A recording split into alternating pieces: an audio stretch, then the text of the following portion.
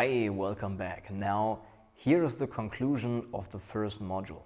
And the objective of this final conclusive video is that you really get to mentally understand at first that trying to manipulate other people to view us in a certain way needs to be let go of, so that we kind of accumulate mental reasons right here and right now that we can then go on in the second, in the next, in the following module to incorporate those learnings emotionally, because mentally understanding things helps, but it is not enough. We need to feel it emotionally, but this is what we will be doing in the second module. Right here it's now about accumulating reasons why, thinking that what other people think of you actually matters is futile. So let's jump into that. Number one, we've said the first misconception, the first one of two, is that we actually believe that by altering our behavior, we can actually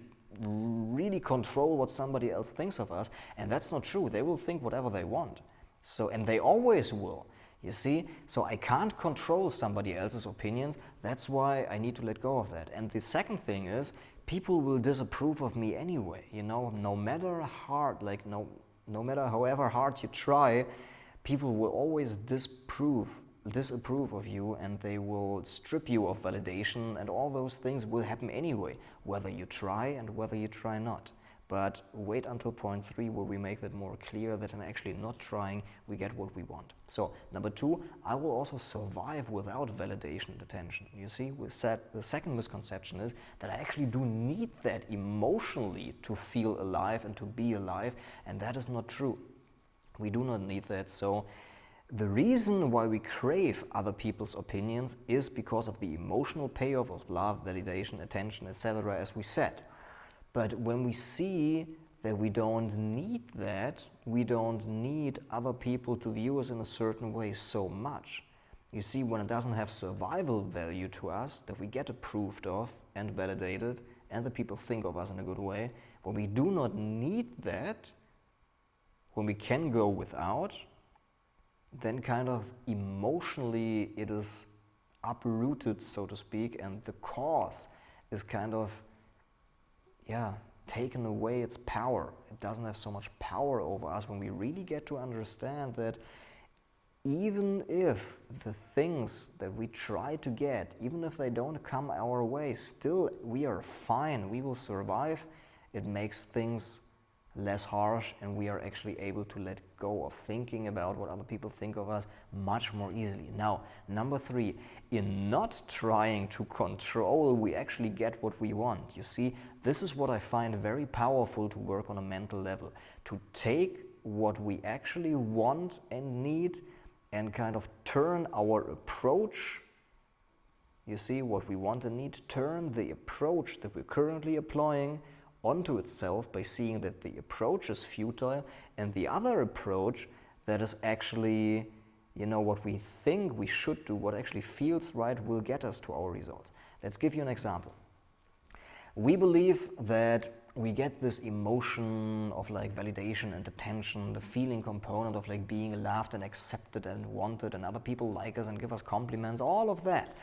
We actually do not get that by trying to control, because that puts people off. By being independent of that, actually people will compliment you a lot for just being a nice person, for being so free, for being so spontaneous, for being so carefree. Not in the sense of neglecting things, but in the sense of, we just improvise, it rains, okay, then we just go do something else.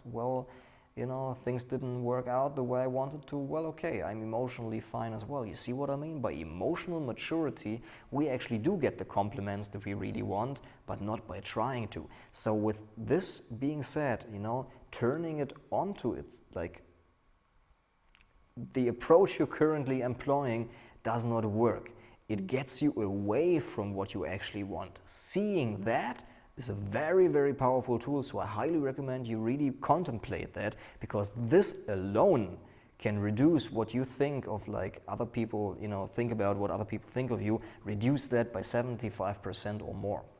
And number 4 is, the way of your heart is always more important than the way of somebody else's voice. You see, the only way to get happy lastingly, so that we do not fall into like periods of depression and we kind of don't get out of that, and all that what so many people experience on a monthly basis of like going through those cycles of suffering.